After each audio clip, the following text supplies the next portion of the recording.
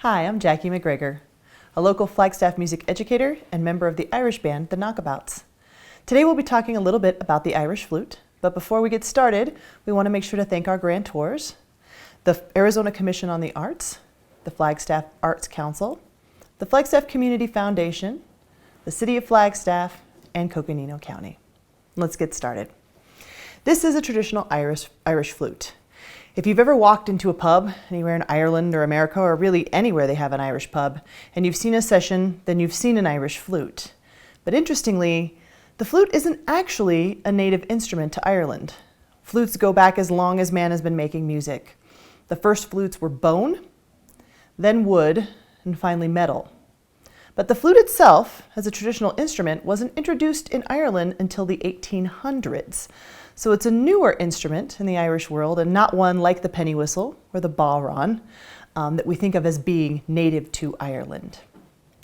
If you see a metal flute, those are typically referred to as concert flutes, and you'll notice that they have a whole lot of keys. In fact, the first flutes introduced in Ireland were metal flutes, but the Irish, as we have a tendency to do, decided they liked the sound of the traditional wooden flute better. Now, a very traditional Irish flute has no keys. There are two kinds. You'll see one with no keys, or you'll see a keyed flute, like mine. My flute is, in fact, although we use it in Irish music, a flute that was made in Germany, and you'll notice it's made out of something called grenadilla wood or African blackwood.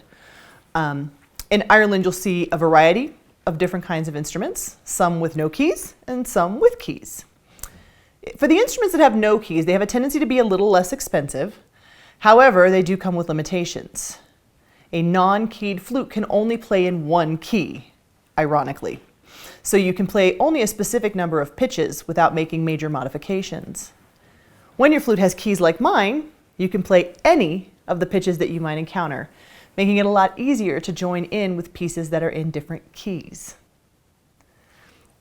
A little bit more about the flute. It has three distinct parts, and this is in both concert flutes and traditional flutes. The first part you're going to see is called the head joint. In the head joint, you have the air hole. In the middle of the instrument, you have the body.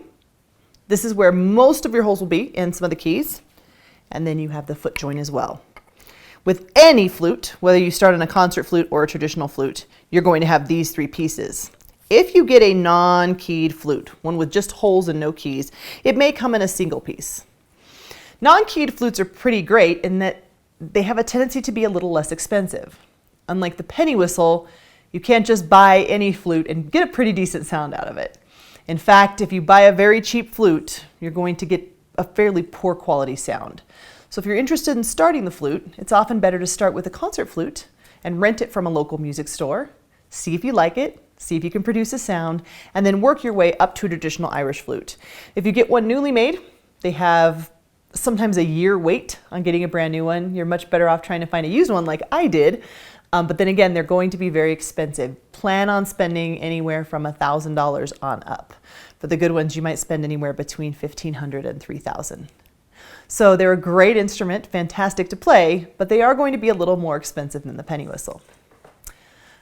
Additionally, unlike the penny whistle, which is a direct blown instrument where you blow air into the mouthpiece of the instrument, the flute is an overblown instrument. Well, what does that mean? On the head joint, the air hole does not get blown directly into. Nothing happens if I blow into the air hole. Instead, you have to blow over the top of it. So what you want to do if you get a flute is to start by taking just your head joint and creating, much like the penny whistle, a two sound. Just say two, two, and you want your lips to be kind of a round hole. The head joint itself sits right underneath your lips, and then you want to blow across it. That's how you'll create a sound. Try it. Blow into it, and then blow across. Then try making multiple sounds. The way you do that, much like with the penny whistle, is just touch your tongue to the back of your teeth and say two, two, two, two, two. That is the single most difficult part of playing the flute, getting a sound. And many a wind player will tell you that flute was the instrument that stopped them in their tracks. However, once you do that, you're going to want to figure out how to put your fingers on it. Just like the whistle, the flute uses something called the Bain fingering system. This is the man who invented, Bain was the last name of the man who invented the fingering system that we use today. So you have 1, 2, 3, 4, 5, 6, left hand always on top, and that's what you use to cover the holes.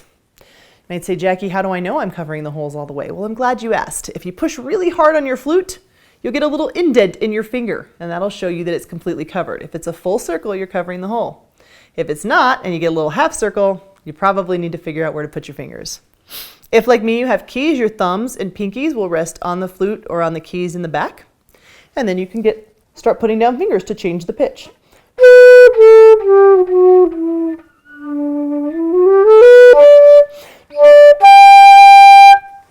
Now, if you're starting on a concert flute, a metal flute, your sound is going to be much more shrill and more piercing.